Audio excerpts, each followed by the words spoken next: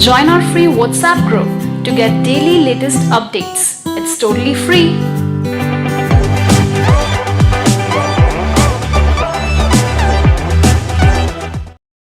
Part 1. A man is telephoning his local college about a course. First, you have some time to look at questions 1 to 5.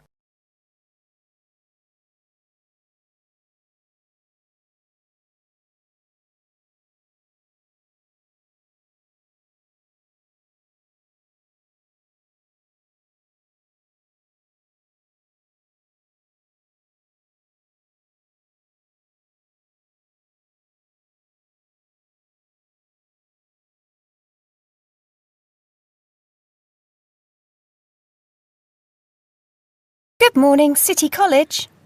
Oh, good morning. I'm phoning about the photography course that you run. Well, actually, there are 3 courses. It depends on your level. One course is for beginners. The second is for people with a little experience. We call that the intermediate course. And the third is an advanced course for people who already know quite a lot about the subject. Oh, I see. Well, I'm quite a keen photographer, but at the moment it's just a hobby. I want to learn more so that I might be able to do some work professionally at some time. I think the intermediate course would be a bit easy for me.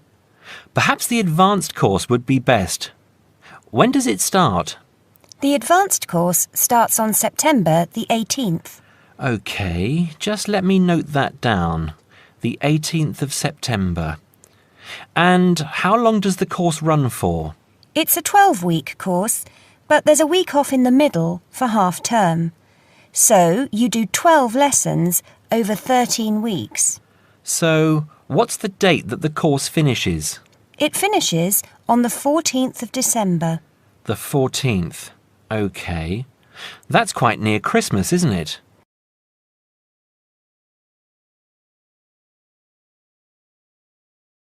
Before you hear the rest of the conversation, you have some time to look at questions 6 to 10.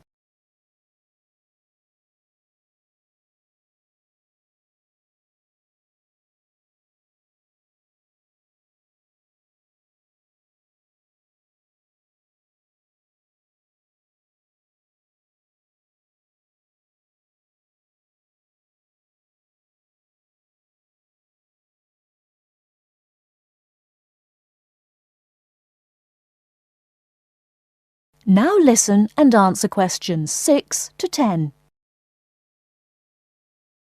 Can you tell me how much the course costs?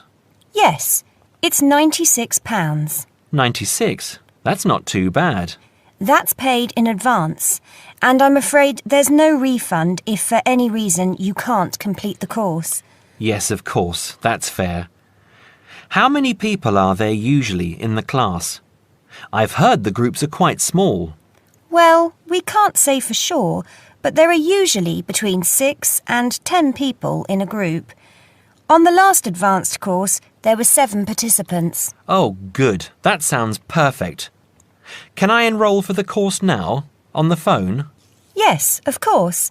I'll take your details now, and you can pay by card now or send us a cheque if you prefer. So, first of all, what's your name? It's Graham Merton. That's M-E-R-T-O-N. And your address? Flat 3, 109 Chelsea Court. That's in Oxford. OK. And how old are you? We like to know more or less the age of each group. I'm 28. OK, Graham. We'll send confirmation and some course information in the post. Now, how would you like to pay? I'll pay with my card now. OK. If you can... That is the end of part 1. You now have half a minute to check your answers.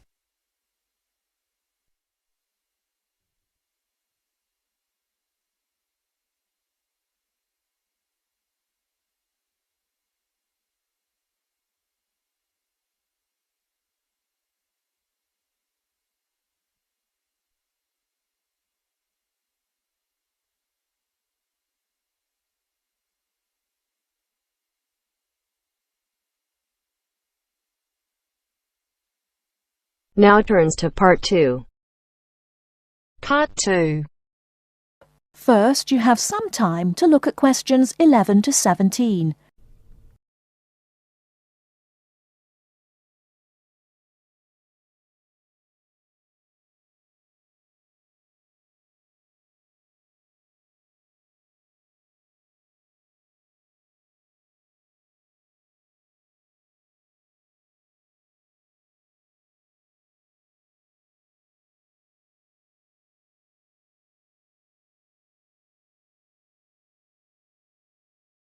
Now, listen carefully and answer questions 11 to 17. Hello, Clark's Cycle Hire. My name's Keith. How can I help you? Oh, hello. I saw your ad in the local paper, and as I'm thinking of doing some cycling, I'm wondering what kinds of bike you have and what your prices are like. Well, we hire out two main types of machine, touring and mountain bikes. Are you likely to be riding off-road, do you think? No, I'll probably be sticking to roads and country lanes, so a touring bike would be best, I think. Right, well, the rate will be £50 for a week or £14 per day. So it's a lot cheaper to rent by the week. Yes, definitely. Though it's important to bring the bike back on time. Otherwise, I'm afraid we have to charge a late return fee. And how much is that? For each additional hour, it's £1.25. So if you were a day late, it would cost another £30. Yes, that's right. I'd make sure I didn't do that then. I should also point out there's a deposit which you get back when you return the bicycle. In good condition, of course.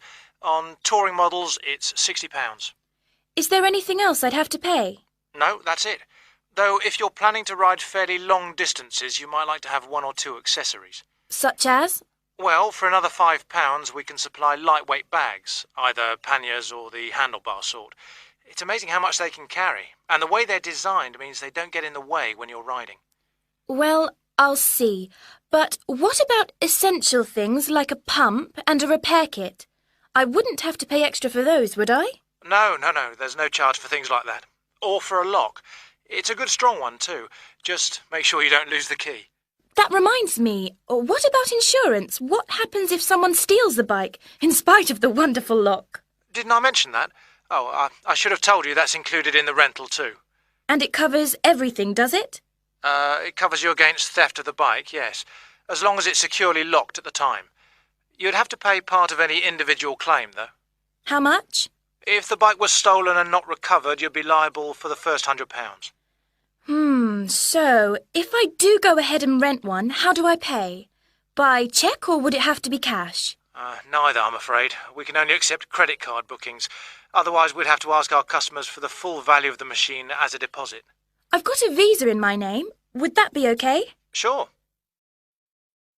Before you hear the rest of the talk, you have some time to look at questions 18 to 20.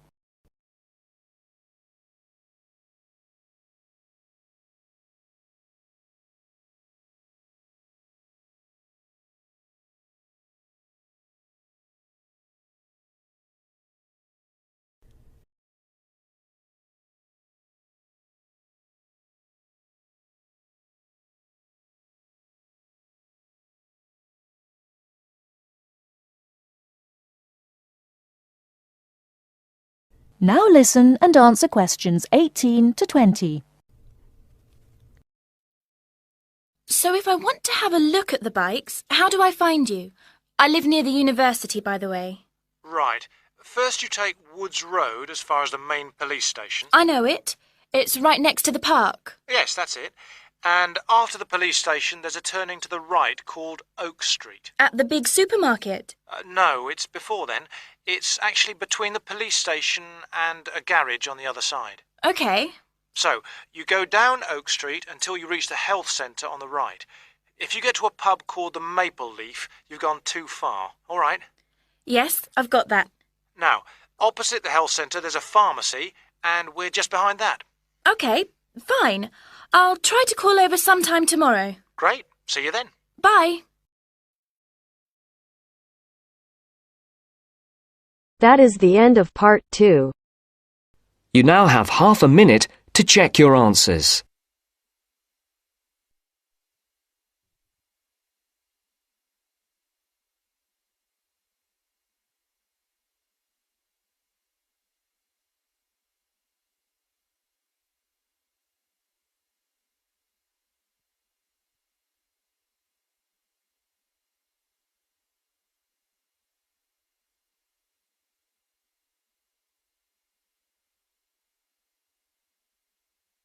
Now turns to part 3. Part 3. You will hear two students and their tutor discussing a wildlife presentation. First, you will have some time to look at questions 21 to 26.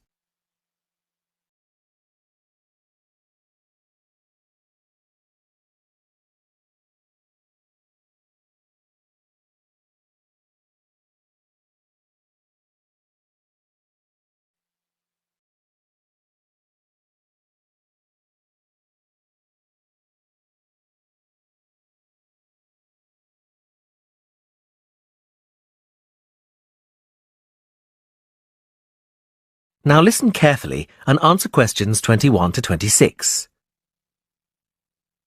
Hi, Katie. Hi, Ian. Come on in. Hi, Professor Gordon. We wanted to talk to you about our wildlife presentation next week. Have you decided how to organise it? Yes, Professor. At first, we were going to focus on the cat family, but then we decided to talk about nocturnal animals instead. Yes, good idea. And how is your planning going? It's going well. We think we have enough material for 20 minutes. The advantage is that there are so many visual aids we can use. We found lots on the internet which we think will be really interesting for people. The problem is that this topic has been hard to narrow down. If anything, we've got too much information for just 20 minutes. How do you think we could narrow it down further? It is a broad subject. There are a few ways you could do it, but I'd recommend just looking at a representative sample of nocturnal animals, just 4 or 5. Yes, and maybe we could choose one animal from each continent, or a land creature, a marine creature and a winged animal. I like the idea of separating it by different types of animals. And if we limit the detail, we'll definitely have enough time. But don't limit the detail too much. Also, think how you're going to interest the audience. Well, we're going to have a picture for each animal so we can talk through the picture. That's a nice idea, but don't limit yourself to pictures. If you can find any clips of the animals, use them. Showing brief video clips can keep an audience interested. I'll look on the internet tonight. And think of questions to ask your audience. People like to be involved. Yes, that's a great idea. Anyway, Professor, we've been practicing our presentation and we'd like to show you a small section. Is that okay? Well, we just have a couple of minutes left, but go ahead. Before you hear the rest of the conversation, you have some time to look at questions 27 to 30.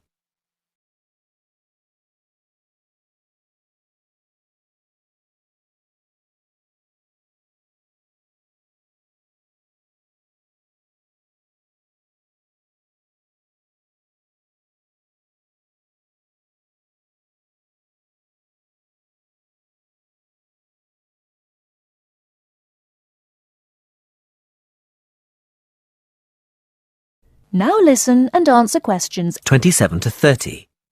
Well, we were thinking of presenting each animal with a picture and describing their physical characteristics. Okay, but not in too much detail. That's just background information. We'll start with the jaguar. I'll introduce it by saying that the jaguar is a nocturnal animal and the only species of the genus Panthera to be found in the Americas. Like any cat, it has whiskers and it can move quickly. Its spine has great movement, meaning a jaguar can take long strides, sometimes up to 5.5 meters. This can make it a deadly predator, as you can imagine. Moving on to the fur, its fur is quite distinct. The markings are like black donut-shaped spots on its otherwise yellow fur. People often confuse them with a leopard for this reason. Now, the tail is interesting. Although people think that the tail has stripes on it, the fur on the tail actually is similar to the body, with black circles around the lower section. The jaguar is generally a creature to be feared. Oh yes, I should have mentioned this earlier. Sorry, like most cats, it has sharp, retractable claws. Yes, that's fine, but be careful. The jaguar is usually thought of as nocturnal, but strictly speaking, it's crepuscular. In other words, most active between dusk and dawn. But as long as you mention this, you can put it under the umbrella of nocturnal. Is that all? Yes, I think so. Thanks, Professor. That is the end of part 3. You now have half a minute to check your answers.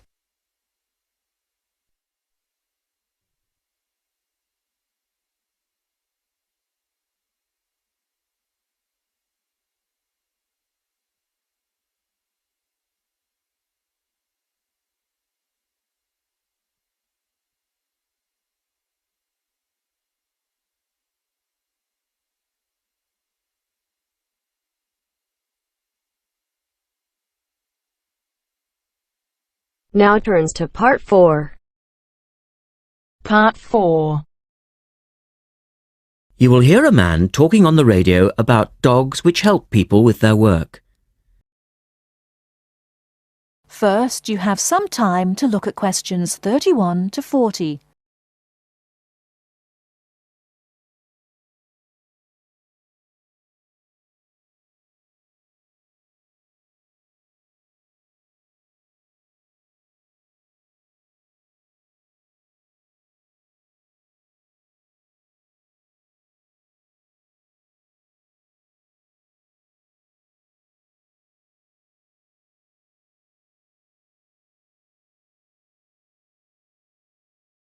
Now, listen carefully and answer questions 31 to 40.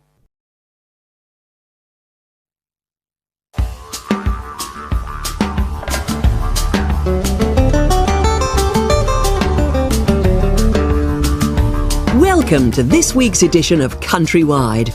And today, we're taking a look at a number of different breeds of working dogs.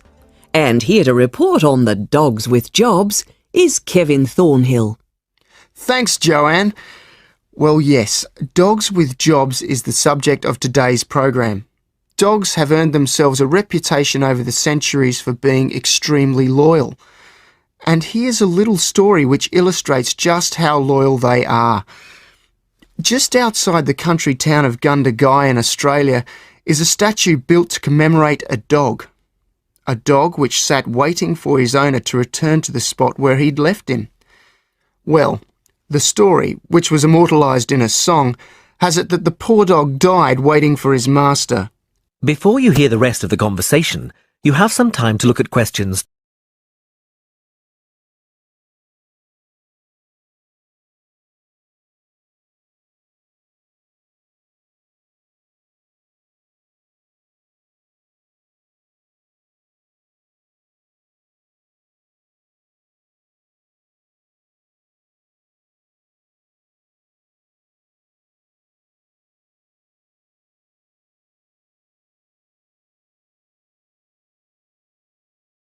Now listen and answer questions 5 miles from Gundagai, which is where they built the statue.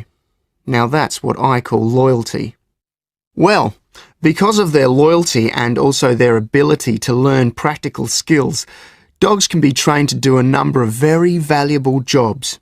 Perhaps the most well-known of working dogs is the Border Collie sheepdog. Sheepdogs which work in unison with their masters need to be smart and obedient, with a natural ability to herd sheep. Some farmers say that their dogs are so smart that they not only herd sheep, they can count them too. Another much-loved working dog is the guide dog, trained to work with the blind. Guide dogs, usually Labradors, need to be confident enough to lead their owner through traffic and crowds, but they must also be of a gentle nature. It costs a great deal of money to train a dog for this very valuable work, but the guide dog associations in the UK, America and Australia receive no government assistance, so all the money comes from donations. Another common breed of work dog is the German Shepherd. German Shepherds make excellent guard dogs and are also very appropriate as search and rescue dogs, working in disaster zones after earthquakes and avalanches. These dogs must be tough and courageous to cope with the arduous conditions of their work, and so that they can be sent anywhere in the world to assist in disaster relief operations, effective dogs and their trainers are now listed on an international database. When you arrive at an airport here, you may be greeted in the baggage hall by a detector dog, wearing a little red coat bearing the words "Quarantine." These dogs are trained to sniff out fresh fruit as well as meat, and even live animals hidden in people's bags. In order to be effective, A good detector dog must have an enormous food drive. In other words, they must really love their food. At Sydney Airport, where there are 10 detector dogs working full-time, they stop about 80 people a month trying to bring illegal goods into the country. And according to their trainers, they very rarely get it wrong. Another famous working dog is the husky. Huskies, which originally came from Siberia, have been used for decades as a means of transport on snow, particularly in Antarctica where they have played an important role. Huskies are well adapted to harsh conditions and they enjoy working in a team. But the huskies have all left Antarctica now because the international treaty prohibits their use in the territory as they are not native animals.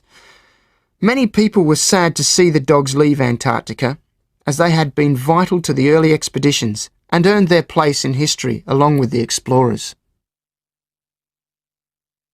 That is the end of part 4. You now have half a minute to check your answers.